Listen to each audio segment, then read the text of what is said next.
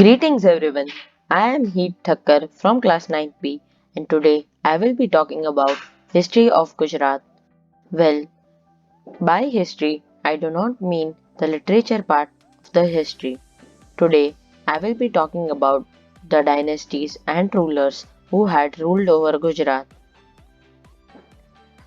Gujarat is said to be world's one of the most oldest civilization. Not only it's a land of joy and great literature, but also this soil has given birth to brave kings and great leaders. As soon as the word history comes in our mind, the first word striking is the Harappan period. The Harappan civilization is world's one of the most oldest civilization. With the formation of this civilization, the clock started ticking for Gujarat. It was way back in time nearly 8,000 years ago when the civilization was formed. This civilization was laid near Indus River and thus it is known as Indus Valley Civilization. It had its dominance from 3300 BCE to 1300 BCE. Two of the most important cities of this civilization were located in Gujarat. These cities were Lothal and Dholavira. These cities had their own importance as they were major port towns of the Harappan civilization. Then we have the Mauryan dynasty. Well, here in the map you can see that the Mauryan dynasty has ruled over most of the parts of India and it has extended its limits beyond India too. After the Harappans, the Mauryans were the next significant dynasty which had control on Gujarat. The foundation of Mauryan Empire was done by Chandragupta I in 321 BC. They had their dominance across whole Gujarat and whole India. Their influence increased trades and also increased agricultural activities. They were also the main reason of such widespread of Buddhism in India. Unfortunately, just after 50 years of King Ashoka's death, due to its weak rulers and successors, the Mauryan Empire declined. Then we have Gujarat Sultanate. Gujarat Sultanate is one of the major reasons of beginning of Muslim rule in India.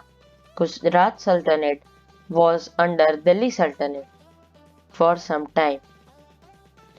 During the rule of Delhi Sultanate, Muhammad bin Tughlaq IV appointed Zafar Khan as the governor of Gujarat.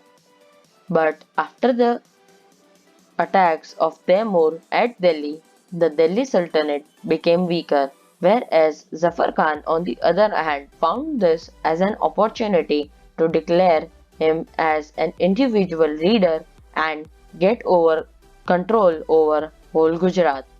Thus, by doing this, he became the first leader of the Gujarat Sultanate and he was the one who created it. Later on, his grandson Ahmad Shah created the capital of this Gujarat Sultanate, also known as Ahmedabad. This kingdom further declined due to attacks of King Akbar continuously from central. As soon as we have heard the name of Akbar, we also know the other name which comes in our mind is the Mughal Empire. Mughal Empire was founded by Babur in 16th century. This empire was later one of the greatest empire which had ever ruled over whole India. It extended significantly under the rule of Mughal Emperor Akbar. They were considered not as the leaders of India, but they were not considered as Indian rulers, rather, they were considered to be foreigners who were ruling over India. During their era, art, trade, commerce, and music had seen significant improvement. They also brought communal peace within the communities which used to live under their rule.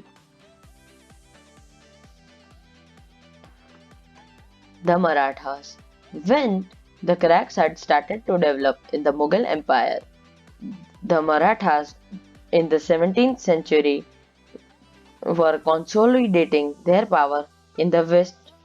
Chhatrapati Shivaji, the great Maratha warrior, had attacked Surat twice.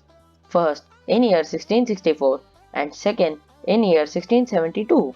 These attacks were marked of their entry in Gujarat, but unfortunately the British had came from the back doors of Diu, which made them fall back and never let them took control of Gujarat again. There are some also honorable mentions which I would like to share with you who are not mentioned over in this PPT but have ruled over Gujarat significantly well and have also contributed in development of Gujarat. Some of these kings were Siddharaja Jaisimha Kumarpala, Karnadev Waghela, Sayajirao Gaikwad, Rakhangar, Mulraj Solanki, Vanraj Chawda, Lakho Fulani, and Bhagwat Singh Jadeja. After the Marathas and Mughals, Gujarat came directly under the British rule. The British civilization brought some changes, but these changes were not only meant for Gujarat, they were for whole India. This ended the rule of most kings in areas of India. With British, our business expanded a lot, but due to high taxes and minimal profit, many people had turned in employees from businessmen and have started working at significantly lower wages. The British period ended in year 1947, which poured the seed of independent India. Independent India and independent Gujarat. You might be wondering, why am I using the term independent Gujarat? Friends, until now, Gujarat was known as Gurjar Desa, which became a part of India. But later on 1st May 1960, Gujarat had become a separate state from Maharashtra. Yes, Gujarat and Maharashtra were the same state earlier. From independence, Gujarat had always supported democracy and till date it supports democracy. And also, every 5 years, elections are conducted over here. The current political party ruling over Gujarat is Bharatiya Janata Party and the CM of Gujarat is Mr. Vijay Rupani. So friends, this was the story of me telling you from the first minute to the last second of this PPT, and it was also the story of Gujarat from its starting and till date. Thank you for hearing me. Although, thank you for hearing me throughout the PPT. Thank you.